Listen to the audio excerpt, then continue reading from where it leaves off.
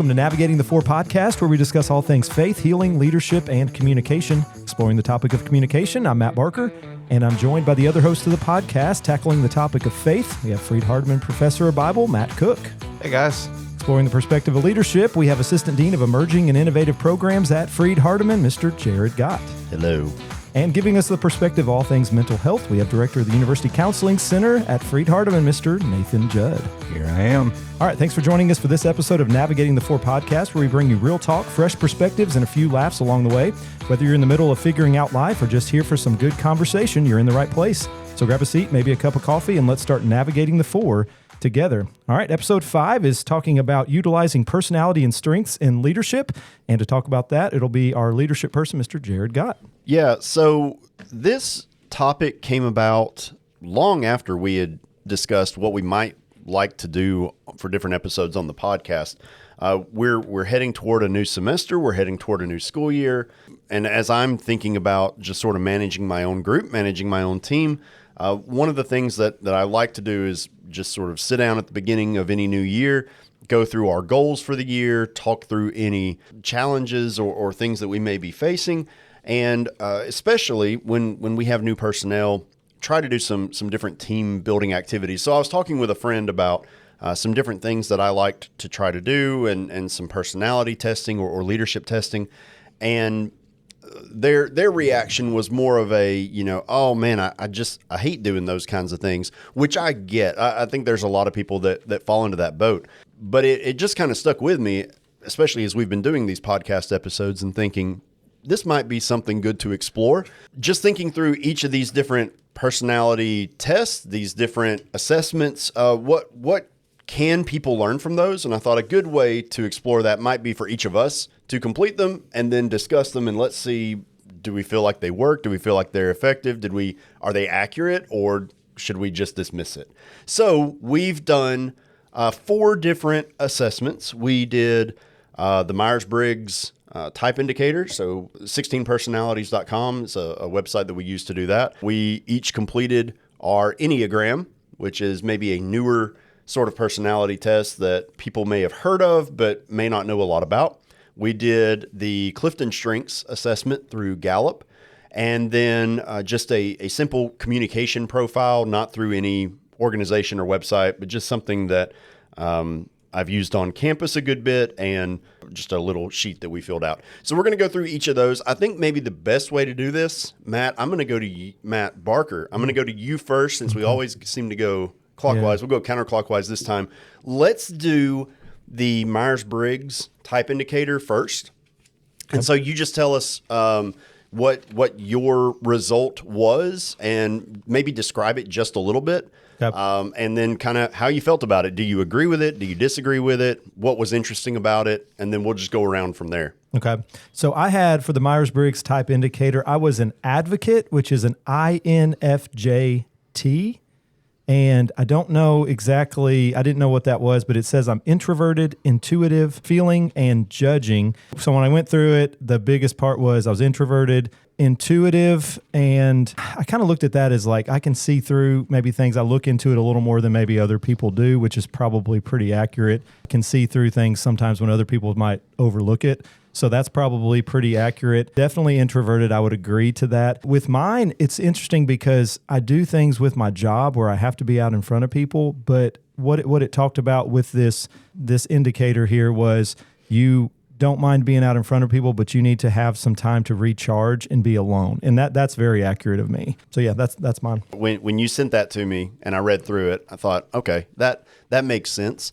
But advocate, I mean, it seems to highlight kind of that personal mission and drive within that personality type. And I think that really stands out. Before I say too much more about advocates, Nathan, let's go over to you.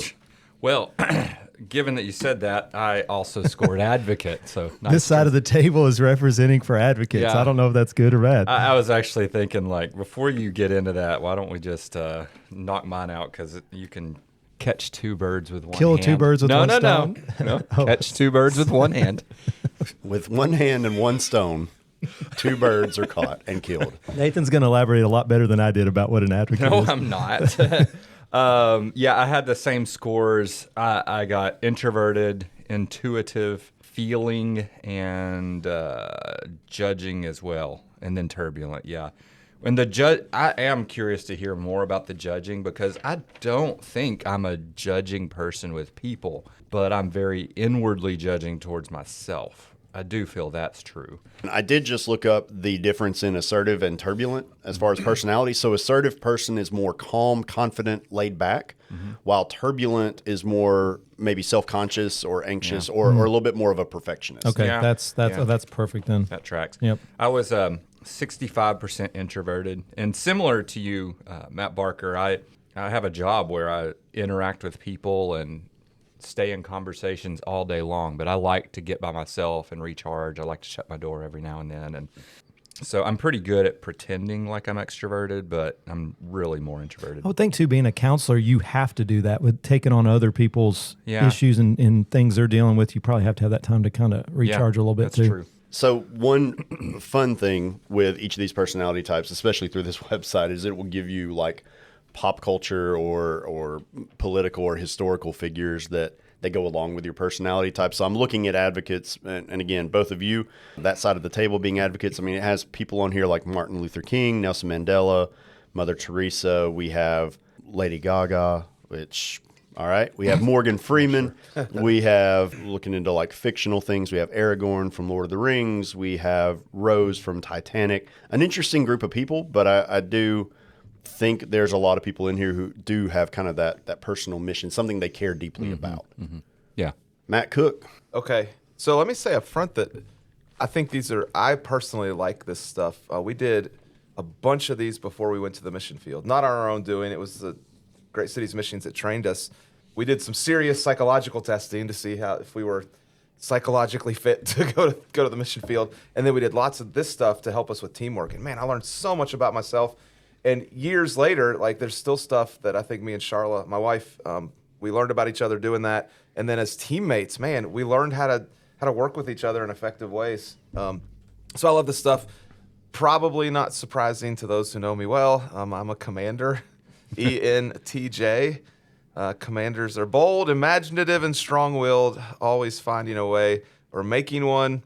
It was interesting, those percentages, like I was sort of in the middle on most of them, maybe a little more extroverted, 60%, but intuitive thinking, a lot of it's odd. It's kind of right smack dab or pretty close to the middle, either between 60 and 50. The one thing that I noticed about myself that I'd sometimes do well and sometimes don't, it says commanders sometimes don't delegate well. And I think I've learned in certain situations when I trust my team, I'm pretty good at this.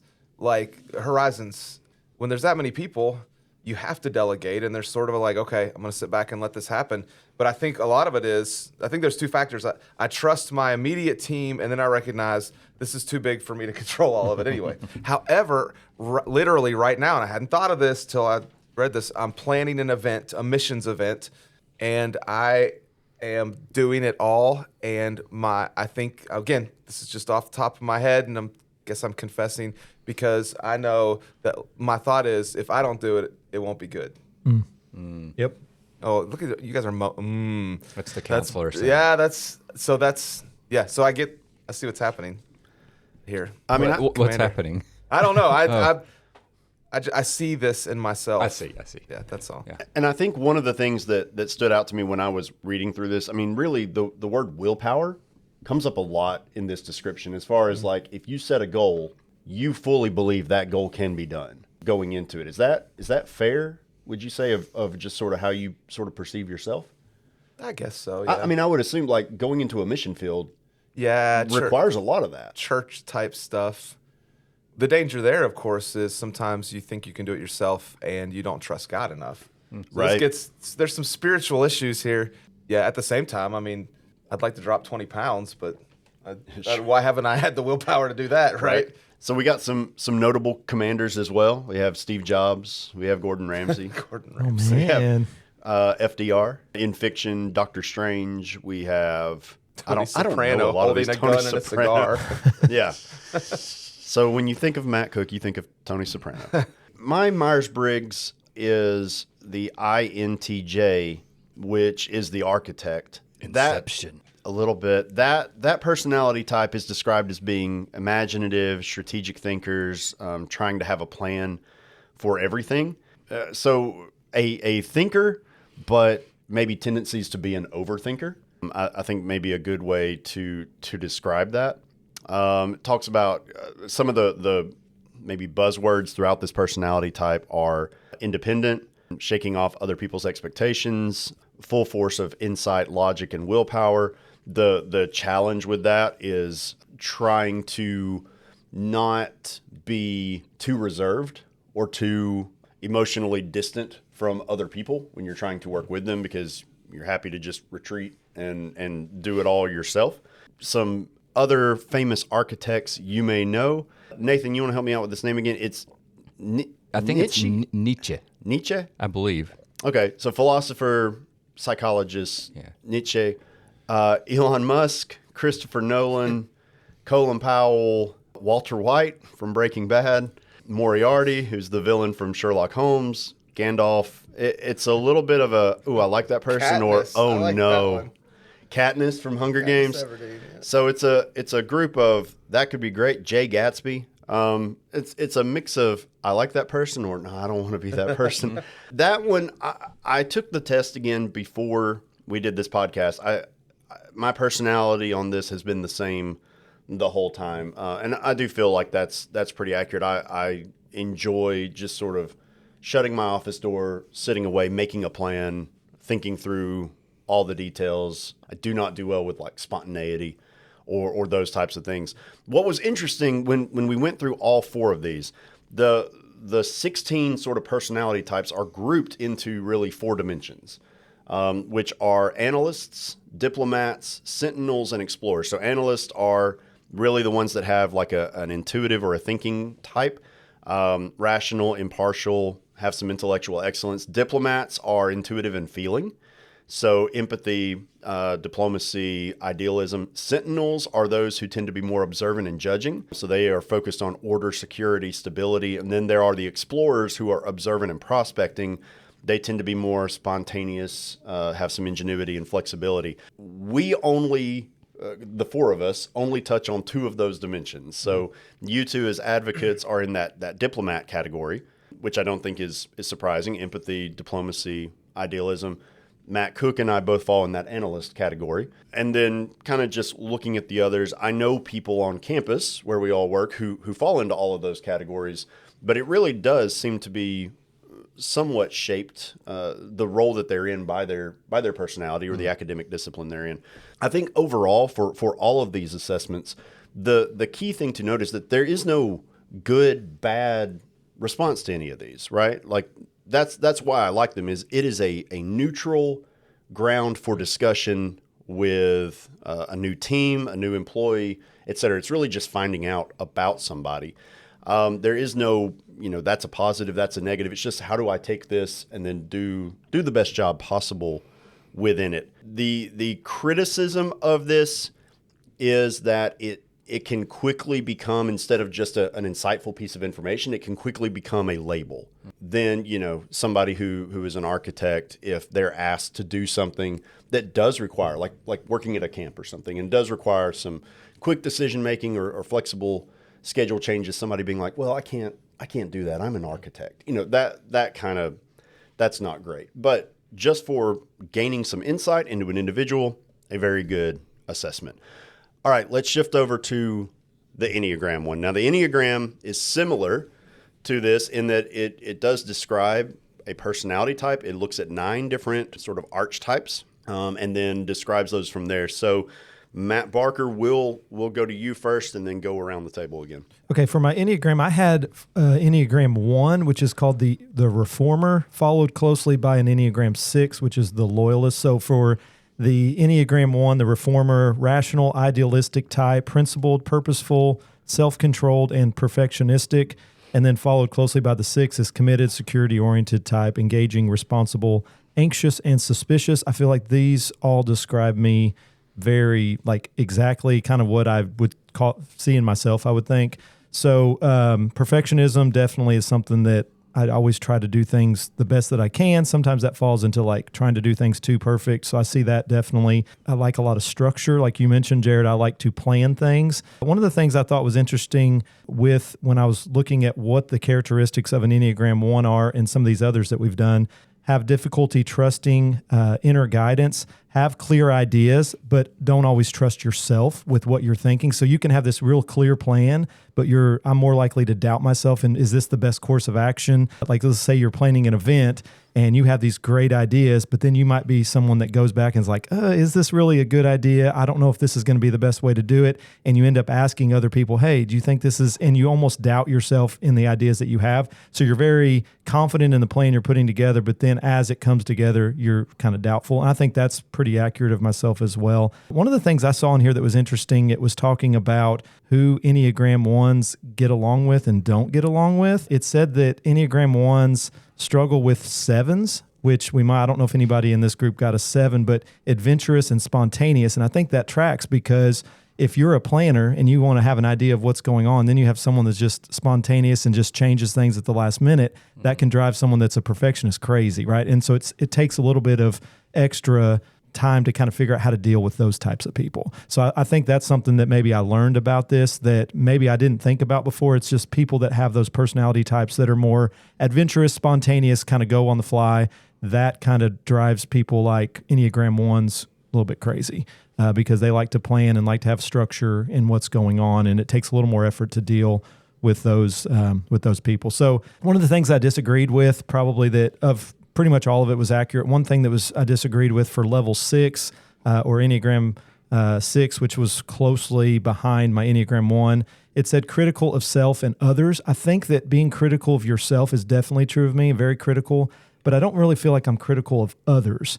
I don't always like the way things are done by others, but I wouldn't say that your way is terrible because you feel this way. So I wouldn't necessarily say I'm critical. I notice when things are not exactly how they need to be, because if you're like someone that likes to have things a certain way in structure, you notice when something is off from that, but I don't necessarily criticize people for having a different point of view. So that's the only thing maybe I would disagree with. I try to kind of take everybody's point of view as best I can. Some of the ways that this was worded was like you're just want your own way and critical of others, and I don't know if that describes me, but everything else I think was like really kind of scary accurate about me, Enneagram 1. What before we move on from you, as a advocate on the Myers-Briggs and then an Enneagram 1, do you feel like they both sort of accurately reflected you, or did one maybe capture your Matt Barker personality more than the other? I mean, for me, when I was going through a lot of these, the one thing that described me perfectly, and I think this was kind of touched on in both of those assessments, was that I'm anxious when I'm out of my comfort zone. And that goes back to this introverted. If I'm out of my ordinary element where I'm in a situation where I can't control what's going on, it makes me very anxious. Let's just say you're in a situation where you're forced into having a small talk conversation with somebody. I get very anxious with that. Whereas my wife, who's very extroverted, loves that kind of stuff. So I think both of those touch on that a lot with being introverted, but also, you have this anxiousness when you're put in a situation that you're out of your comfort zone, but also when you're thinking about being a perfectionistic person, you can't always control the things that come up. So most of those, I think, from both the assessments, I think kind of described me pretty accurately. And I wasn't necessarily expecting that, but when I was answering the questions, but it came up pretty accurate. Nice. Okay, Nathan. I got what is it? A 3-wing 1? Is that the lingo? Yeah, it is the lingo. I will admit I don't understand all of the wings, but I wrote down for you a 3. Yeah, I am definitely a 3, is what it says. And what this is focusing on is this desire to achieve, willing to do almost anything to pursue success. I think that's true. It says we're enormously adaptable, and I think like I'm a structure guy too. So if I have a plan, I'm not necessarily adaptable if unexpected things happen, but I can adapt to different environments and different personalities, and I think that's more what it's focusing on there. It says that this kind of hurt to read. 3s like to stand out. They have a burning need to be admired and see life as a game where winning is emphasized. they'll only choose a task in the first place if it promises reward and brings prestige. That was kind of, but it may be true. Deep down at my core, yeah, I kind of like people to go, wow, that's really cool. Nice job. So Right. All right, Matt Cook. Yeah, so this is one of those things, the Enneagram, everybody's been talking about it for 10 years or so now. And Roughly. I always said, I'm not doing it. I don't know what that says about my personality I totally type. get that. That I'm like, okay, if it's everybody's doing it, I'm not going to do it. And I've just haven't done it until now. And of course, it's one of those things I thought, okay, there's value in this. I'm just not going to do it to be stubborn. I am equally a 3 and an 8. Now, I didn't look into this after I sent it to you until literally just now. I'm sitting here reading about it while you guys are talking. I don't get it. I don't understand. So explain. you Leadership literally have guru. his arms crossed. Isn't like isn't an 8 a defiance. challenger? Is it challenger is 8? Is I that think what it that's is? right. I think an 8 is. They're very similar, I think. They are similar in a lot of regards. It looks like you lean an 8, and it says even like about your type, 8s are motivated by the desire to be independent. So I'm going to say, 3 looks bigger. I mean, I 3 can't. or 8 bigger. I think 8 looks just a little bit bigger, but I could be But wrong. it is very close. It is very close. And the fact that it says 8s are, like I'm Yeah, going it to starts say. with the 8s. Yeah. So you disagree with it, Matt, or is No, you I'm think just it's accurate? confused. I can see both of them. I'm just surprised, just quickly searching. Yeah. Well, it's just funny. Like, I don't know much about an 8, but even in that, you're like, I challenge this result. Right, and knowing that your last one, your Myers-Briggs, was the commander, right? I've made my decision. We're doing this. Arms and crossed again. His arms Reading are about crossed. the challenger, It's comfortable. I'm comfortable. powerful, dominating type, self-confident, decisive, willful, and confrontational, seems pretty on the nose, at least in this moment. Listen to episode 1 if you want to see if Matt is confrontational. we doing? Leadership styles. What was episode 1? Leadership draft with animated characters. Went for blood. That was fun episode. Kermit the I Frog. like to win. I mean, here's the thing with Enneagram It's also a 3. as a whole, It is 3. and So which is it? I mean, I Both. think you have Both? to go with, let's say both. It's one of those where I think the critique of Enneagram, and again, I haven't like sat down and really done like research into each of these, right? But my understanding with the Enneagram is that it does provide like some easily digestible descriptions, but it is these 9 archetypes over, however many billions of people there are in the world, kind of a thing. So of course it's going to be a little broad, and the criticism that people lob at it is that then it becomes a little too horoscopy, right? Like here's an archetype, and then you kind of read yourself into that. For example, like my number is a 5, which is the investigator. So it says like the intense cerebral type, perceptive, innovative, secretive, isolated. Yeah, I mean, it goes with the architect, right? Like I see some similarities already. I do prefer to sort of work on my own. I do prefer to take my time doing it and kind of go on a deep dive into a subject. But at the same time, like isolated, I don't know about that. I have a team of people I have to work with, and our office connects with various offices across the university. Like you can't just shut the door and, close ourselves off and try to get things done. It goes into some things about, 5s don't require social validation, for example. How do you live? Right? I mean, it is one of those where I think internally I don't require someone to come up and like, hey, great job out there. I think I've mentioned that before. That's a challenge with my own team, is making sure I compliment them on their own work. Yeah. But at the same time, I know in my core, like I like it when people do that. Yeah. I like it when people tell me good job. So I don't see it as like a strict box that I necessarily fit in, as much as these are maybe tendencies that I have, even though it doesn't accurately describe me. That's how I feel more about the Enneagram than the Myers-Briggs. Myers-Briggs, I've always felt like was a little more spot on. And maybe that's the same with you, as with a 3 and an 8. Maybe these are both tendencies you have, just depending on the day, for that personality type, if that makes sense. That was why I've never gotten into Enneagrams. But there are people that I really respect in my field, and people specialize in the Enneagram. And so I think there's some value to it, but I actually think if we were to come up with a research study, it'd be interesting to have people take the results and like read off the lowest scores for them as if that's their personality type and see if they're like, yeah, that's me. Like that would be a cool That research would be study. interesting. I think it's funny because I was with Jared all this past week, and I kept trying to get him to tell me what his Enneagram was. And one of the things you said was secretive. You never told me. You made me wait till today. So I think it's true. You are very secretive. Yeah, you sat there and said, "You're a 4. You're a 4, aren't you?" I knew you were a 4. I was just making up numbers to see if I could get your reaction. And I kept saying, "I don't know what a 4 is." No, I don't either. I don't know. I what just, that is. when you guys were laughing at me with my arms crossed here, just kind of a shout out to my brother who's been listening to this. He will laugh really hard that you guys thought all of this was funny. Like he'll think it's really funny that this predicted me so well. Nice. Okay, so Clifton Strengths. Now this one I have used a lot. We have students do this as part of a first year course where they have a code and they complete this assessment through Gallup and get their top 5 strengths. And the point of Clifton Strengths, it's a little different. It's not necessarily personality driven. And the philosophy behind this assessment is you could spend a lot of time in your life trying to compensate for weaknesses that you have, right? Like if you're not an organized person, you could spend all your time just buying a new planner or trying to get everything into a online calendar and schedule out your day.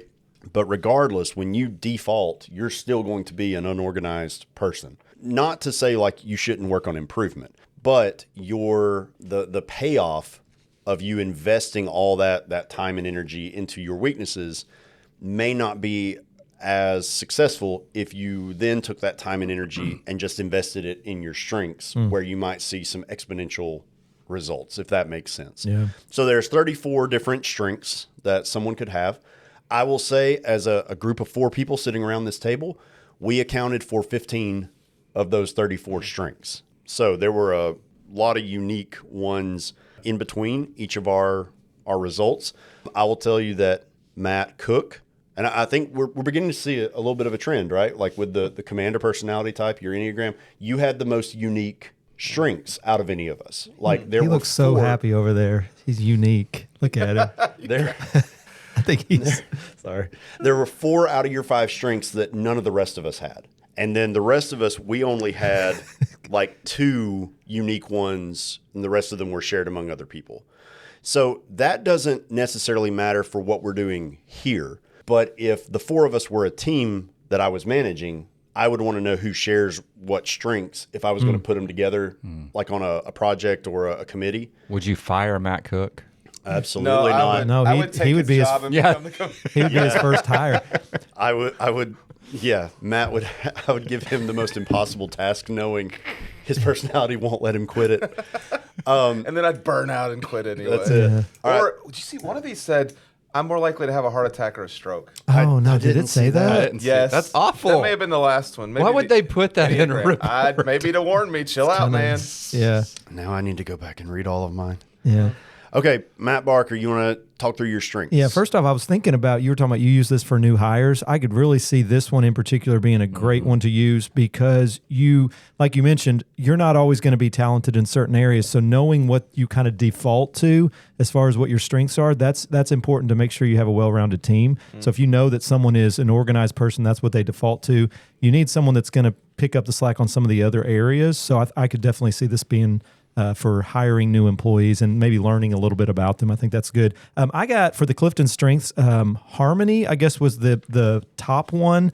I also had discipline, achiever, responsibility, and consistency. I don't know if there's one that kind of trumps the others on this, but harmony was the first one that was mentioned So there. that is your top one then. They give you the 5 in order. And again, it's one of those, we could have paid for the full report and it would have listed all 34 in descending order. But really the 5 are the ones that you should, according to their own philosophy, those are the 5 you should focus on. Okay, so harmony in Clifton's strengths, harmony is a relationship building theme focused on finding common ground and minimizing conflict. Individuals with strong harmony talents seek areas of agreement, strive for consensus, and prefer to avoid conflict.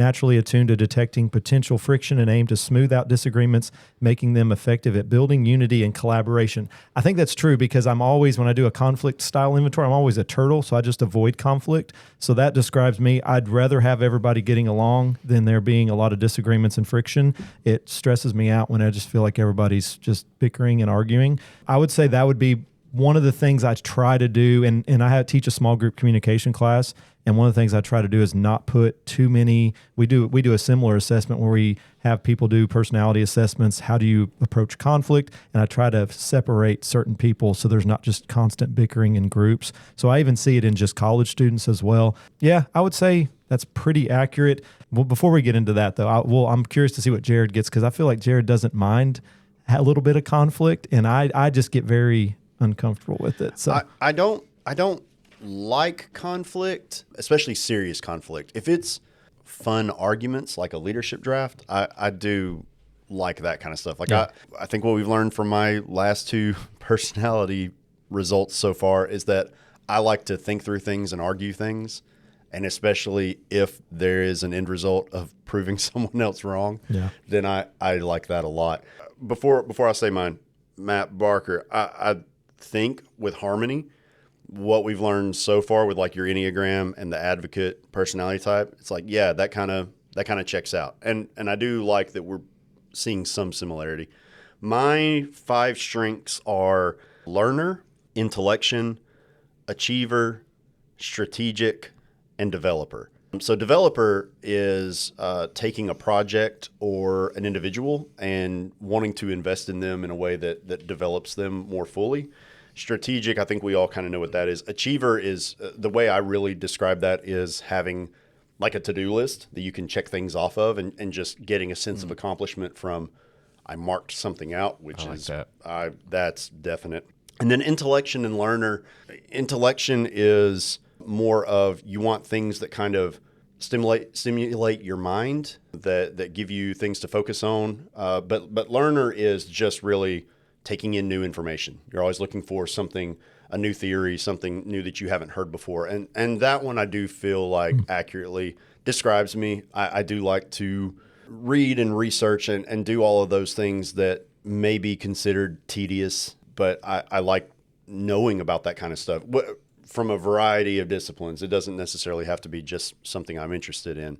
So I do feel like those describe me. And I've always felt like they do sort of align with my Myers-Briggs, my Enneagram or whatever. I will say I took the Clifton Strengths survey years back and had the same 5 strengths sort of, I guess, for 15 years. And I retook it before this one just to see. And 3 of my strengths were still the same. 2 had switched off, but thinking back when I looked at that and thinking back on what role was I in at the time and what role am I in now with work and family and church and all these things, it made sense how some of those had shifted. I used to not have the strength of achiever, but I also used to not have as big a to-do list or have as many things that I felt like I needed to get done. And so seeing that change, but also there's some similarities there. Let's go to Matt Cook. Okay. I actually did this about 6 years ago, so I didn't redo it. Okay. But I am, number 1, activator, communication, number 2, 3, command, 4, competition, 5, strategic. So command, competition, strategic fit with what we've said before, activator and communication. So the activator, this is interesting. They like to make things happen by turning thoughts into action, like to get it done, let's take action. And then I like the communication piece with that. Find it easy to put their thoughts into words and are good conversationalists and presenters. So this fits with what I do every day. Right. Like Preaching, for sure. I like to motivate people. Preaching and teaching. Yep. To take action. And so, I don't know, I'd forgotten about this, that we did this. My dean had us do this 6 years ago. So yeah, this is pretty cool. And probably some areas to learn and grow in. Nice. I had empathy, responsibility, developer, consistency, and relator. Empathy, I think, is pretty straightforward, and thinking about my job. Was it this one or the Myers-Briggs that literally was like, you should be a counselor? That was the Myers-Briggs. I think it was the first one, Myers-Briggs. Yeah. Yeah, so that was kind of cool. But yeah, empathy was at the top of the list. Responsibility. I take psychological ownership of what I say and do. I'm committed to stable values such as honesty and loyalty. Developer, we already talked about that one a little bit. Consistency, I think, is pretty straightforward. And relator, you enjoy close relationships with others. You find deep satisfaction in working hard with friends to achieve a goal. I think that definitely fits. There was another one that you guys talked about, the achiever, I think would probably be my number 6 if I had to guess, but it was not in my top 5 in this list. It's been interesting. I've been tracking the results of this with our incoming student classes as they've been going through this first year course. And so the consistency with which they fall into different dimensions of strengths over the last 5 years is pretty shocking. How similar they are sort of throughout a cohort of, 300-400 students. And more, the young people that we have coming into a university have strengths like belief, communication, empathy, these types of, maybe you'd call them sort of transcendent kind of strengths. They're a little more value driven, and less they have strengths that maybe you would consider traditionally required for success in being a student, like discipline, responsibility. Yep. Those tend to be not necessarily at the bottom of their list because we're not seeing their full list, just the least reported in their top 5. And so students are coming in with more of the values that we work in Christian education. I think we would want those values, belief and empathy and harmony and all these things, but less and less the values that maybe a teacher would want from a student in the classroom. Yeah. And so I don't know. That's been an interesting trend that I've just been watching just out of curiosity. Learner. And it's interesting to me as a teacher too. Matt can probably speak to this a little bit. It's very noticeable if a student is very perfectionistic, detail-oriented. Maybe they're the student that gets the syllabus out at the beginning of the semester and starts marking down the dates. You notice them more because there's not as many of them. And there's more that are more just kind of spontaneous. Yeah, we'll get it done when we get it done. A lot of students consider themselves procrastinators, which is not necessarily the role of like a perfectionist would be. So for me, I have, say, a class of 30 students. There might be 4 or 5 that are kind of what I consider, oh, that's a good student. They're really trying to get stuff done on time. And then maybe 25 of the 30 are just like, we'll get it done. I appreciate that we need to do this, but I'm not going to really take, as much effort at the forefront to get it done. Is that, Matt, is that kind of what you see in your Bible classes too? Yeah, sometimes the students who are most worried about their grade and about the assignments, they'll come up to me really anxious, and I'll say, listen, the very fact that you're coming up to me means that you're probably going to be fine, right? You are, the fact that you're worried about this differentiates you from everybody else in the class. So stop worrying. The fact that you're worried means that you're probably going to be fine. It's the 25 kids who aren't worried about it. They're like, whatever. And they're the ones who ought to be worried about their grades. Yeah, I'm wondering too how a teacher is supposed to adjust to that when you have so many different talents, strengths, personality types, and that they're not necessarily a bad student. They just maybe do things differently than you do. How do you approach that? That's a challenge. Yeah, I mean, again, none of this is good or bad. Right, it's just different. And the interesting thing is, I think it's not unique to the students that we see. We're talking about some generational characteristics because there are studies out there of other schools doing research with this assessment. There was a school, an agriculture school in another state, who their students were reporting the same characteristics that our students at a private Christian school in Tennessee were reporting as their top strengths. And so there are some generational trends influenced by, whatever, culture, politics, all that stuff that are leading students to have different strengths. And I think we're just now having some of the tools to kind of assess that and really understand some segments of the population.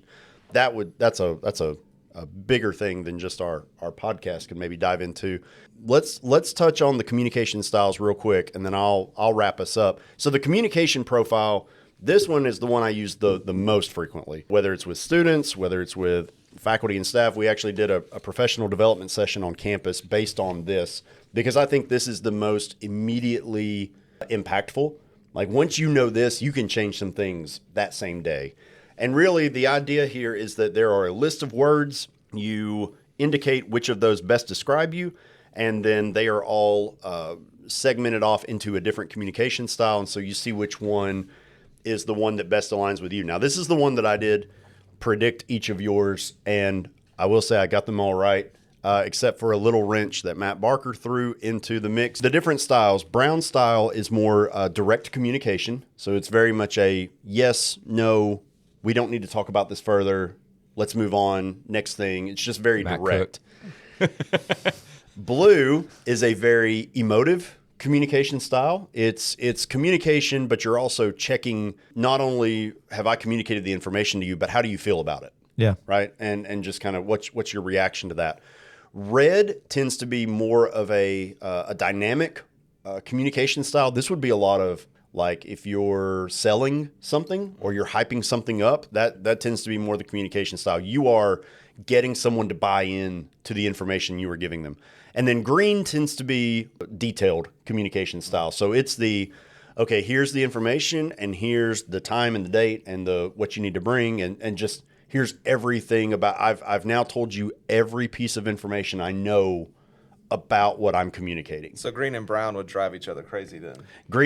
So each of these has the tendency to drive one another crazy, right? Brown and blue may drive each other the most crazy because brown is I'm a blue, Matt. Yes. Well, apparently I am Here too. I am picking at you the whole episode. So brown is, hey, Are you okay?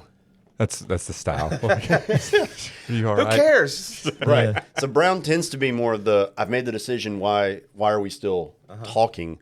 Whereas somebody who has a blue communication style wants to talk through it and keep talking through it to make sure that you do feel good about it. Or, if you don't feel good, well, now we need to talk through that piece. Yeah.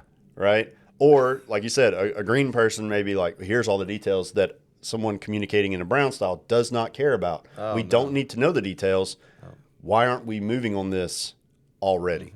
So let's do this. Let's just go around. Everybody say what their communication style is, and then we'll kind of break those down. Matt All right. Cook, you go first. So I am a brown with a heavy dose of red, which is interesting. So direct, but so 19 brown, 16 red. So I think let's be direct, but I also want to convince you so I can be flamboyant, dramatic, and energetic about trying to convince you of this direct thing I want you to buy into. All right, Nathan. Yeah, I'm a blue, which I think Jared was describing that as like, let's talk through it, make sure everything's okay. I care about how you feel about what I'm saying. Counselor? Yeah, I mean, tracks. Yeah. All right, and then you were a mixture of which three? Green, brown, and blue, very low on red. Okay, so when I wrote these down, Matt Barker, I actually wrote down for you that I thought you would end up with blue. Okay. But the fact that you had blue, green, and brown does make sense to me in a lot of ways because your job is to teach communication, which means you are having to communicate in a lot of different ways while teaching students to communicate ideally in a lot of different ways. So there are times as a teacher that I'm sure you're giving them very specific details. There are times that maybe they're asking a lot of follow-up questions that don't matter, and it's time to just move on with the material. And then there are times where you probably want to check and just see how they're doing. Yeah. So that does make sense. Nathan, I had written down blue. I mean, we referenced it. Counselor, just kind of that's what he does, right? Is talking to people and checking on how they're doing. Yeah. Brown, I didn't know for Matt Cook the red communication style, but that actually makes I would expect that maybe somebody who is preaching would be trying to engage you and draw in your attention and communicate the urgency and the immediacy and the importance of this information, right? Yep. Not in a salesy kind of way, but also not necessarily without that. There's a persuasive side to it. Absolutely. You know, it's funny. Do you remember a couple weeks ago when we were doing this and I said, "What, shouldn't these just be like 20 minutes? Like, why? Yeah. right? 40, that's too long." And like, does that not track with Brown? Yeah. I don't listen to podcasts because I don't have the patience to listen to podcasts. And here we are, like, Well, and knowing now, like, your Myers-Briggs and Enneagram leaning and all that makes a lot of sense. Like, based on those, that's what I was using to kind of predict that. And then mine is the details, like, given what I do for my job, but also just I like to know all the details. I don't want to be surprised by stuff. And so I tend to be kind of that detailed communicator. I'm curious with yours, Jared. What your red? What did you get on red? So red is my lowest by far. Okay. I have maybe like 3 or 4 words that are in that red category that I feel like apply to me. Now, here's the thing. I started in admissions, right? And to Very be in much admissions, sales kinda, yeah. you have to like be up in front of people and be engaging and, sort of hyping them up at a youth rally or a college fair or whatever. And I can do that. Any one of us could get to that communication style, or any of the communication styles that aren't their primary ones. You can get there, but it is draining. It feels, I would assume. It's energizing for me. But what about like a blue communication style? Like to sit down. Oh, and have to lay out the details. Yes, Oh, the details and the No, the feelings and all feelings. of that. Oh, the feelings. Are you okay with what I'm with saying? either green or blue, like to talk through all the feelings and all the if details there's a purpose, and things. if the purpose is to motivate, yes. If the purpose is just to talk about feelings, it's like, Right, No, it's to exactly. make sure we're okay. The challenge with mine is Yes. I'm not a red, right? Right. But I see the benefit of being a red, preaching, even teaching. Sure. But for me, it does not come across as real when I try to do that. So for me, being this like out there, flamboyant, whatever, it comes across to me when I'm doing it as fake. So I'd rather be real when I'm teaching than to try to act like. But I could see where students I would come across as boring because maybe I'm not as engaging with the material as I need to be. So it's kind of like this tricky, like, I don't want to come across as fake, but I also don't want to be boring and them not to learn something because it's just coming across as very blah. It's balancing what's needed with also authenticity. yeah. Right. The opposite may be true for me. I'm not usually going to be boring in the classroom, but I'll occasionally, probably it's the case that sometimes I'm not as come across as not very compassionate, Yeah. or caring. Which anyway, that's It all tells us stuff that we could work on, but also Yeah. things that's a strength as well. So I think it's good. So to kind of maybe tie a bow on this, what I did was I took everybody's results and put them in online to just say like, hey, if I was managing an individual that had this Myers-Briggs, this Enneagram, these Clifton strengths, and this communication style, what is the most effective way to manage them? Right. So I'm going to read these off for each of you, and I'm curious if this is accurate. I haven't done this before with Is anybody. this ChatGPT? Yeah. Okay. Yeah, this is generative AI for sure. I haven't done it this way before. Usually, once I know a communication style, if I know that on my team I have people who are blue communicators, then I know as the leader of that team, I need to spend additional time just checking in on them and seeing how they're doing. If I have somebody who is a brown communicator, they're going to see it as a waste of their time for me to go by their office every day and be like, hey, how's it going? How'd you do with that? really How'd you feel interesting. about it? And so I just need to go by and say, hey, you good for today? Yes? Awesome. I'll see you in a bit.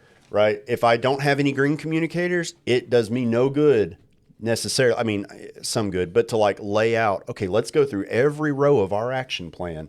That only matters to me. I'm the only one that needs to turn that in. They, just need to do their job. They don't necessarily care like, well, how many different assessments are you doing in the semester and what are you They don't need to know. If I have a lot of people who are red communicators, I have to go in with energy, at least for part of the day. And just kind of, yeah, that's awesome. I'm so excited that you did that, right? And share in that excitement with them. If I don't do that, it comes across like I don't care. Or if they're a blue communicator and I come in brown communicating, right? Just yes, no. Then it comes across as I'm Is he mad upset with me?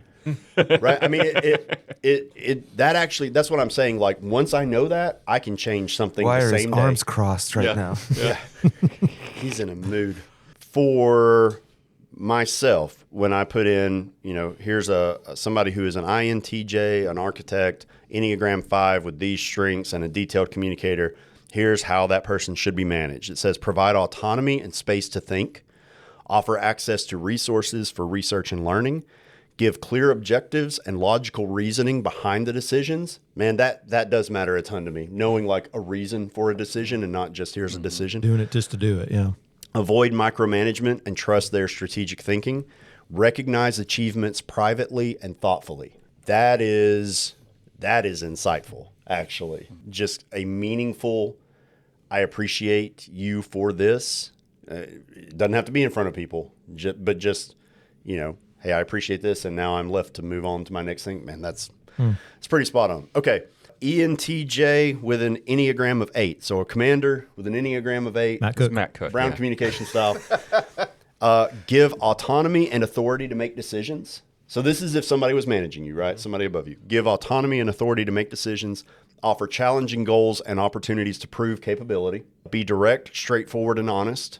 Recognize and reward wins, but also challenge continued growth. Respect their need for control and influence. What is your reaction to that? He's nodding. If somebody was managing you. arms I think aren't about my crossed. current boss, and he is what you just described by personality, direct. Right. And I love him as a boss because he's direct and gives me space. And then, but also I think, I don't know if this is in there, but I appreciate a supervisor, and I know this is different depending on who it is, that I can be direct in return to. You know, I can Sure. be like, well, that's dumb. And that's my boss right now. Absolutely. And it works great for me. All right. An advocate with an Enneagram of 3. This is me, This is Nathan. Nathan. With your specific strengths, offer encouragement and recognition for achievements and effort. Provide clear expectations while respecting independence. Give honest but compassionate feedback. Avoid micromanagement. Show interest in their emotional well-being. And align work with purpose-driven initiatives. Yeah, that fits. All right. I got TJ as a boss, so, you know. Like, ChatGPT is on it today. Yeah. And then Matt Barker, advocate with an Enneagram of 1. Provide clear, structured expectations with defined goals. Recognize high standards and dedication while encouraging balance. Offer feedback with tact, focusing on solutions. Respect their desire for fairness and organization. Support efforts with reliable systems and consistent values. Yeah, I think it's accurate. I sound kind of boring though. Like, No, I don't think you sound. I think I do. You sound boring. Listen, I mean, and I think it's accurate because we have certain values we have to with here at Freed Hardeman, but teachers have a little flexibility on how they teach. So we all have different ways of doing things, and my boss isn't necessarily going to say, hey, you have to teach it this way. So I have a little bit of flexibility there where I can kind of teach things the way, you know, as long as it's adhering to the values of the university, I can teach different classes the way that I choose to. So there's nobody dictating that to me, I guess. But I think what you said is actually really important right there. Academic freedom within a broader system, right? Not just full open-ended, no systems guiding, you know, parameters for attendance or, you know, a calendar and all those kinds of things. So the point of all this, I think we're at the end here. These things can matter if they're used correctly. These things can also be easily dismissed as just broad labels that get thrown on people, and really individuals can use these as labels to either justify like bad behavior or to try to, you know, well, that's not my strength, that's not in my personality, so I can't do that. These things are good starting points for conversations about how to best utilize individuals, how to best make them feel valued, how to help them to find their own motivations. So from a leadership standpoint, fun little argument of why to use these and how to use these. this is a good episode. Yeah, it's fun. I liked Thanks. it. I mean, and I actually did learn a little bit about myself and apparently about Matt Cook. I know a lot about him now. So Yeah, this that's is true. And interesting. you know what's funny is one of the descriptions I was reading as we were doing this says that like whatever I am, which we don't like sharing our feelings with authenticity, and I feel like everybody knows about me now, and it makes me a little uncomfortable. Yeah. I really wish That's you fair. had told me thank you off. Yeah, I know. I wondered if you picked up on what I was doing. I was thinking about this too. We're The counselor. Yeah, we're different in a lot of ways. We might actually make a pretty good team because, like, we all have different things maybe we could bring to the table. We should do a podcast. Maybe so. We have different perspectives. So, thanks for joining us today on Navigating the Four. We hope today's conversation sparked something real in your faith, your healing, your leadership, or your communication. If you enjoyed the episode, be sure to subscribe, share it with a friend, and leave us a review. Until next time, keep showing up, keep growing, and keep navigating the four. We'll see you next time on Navigating the Four podcast.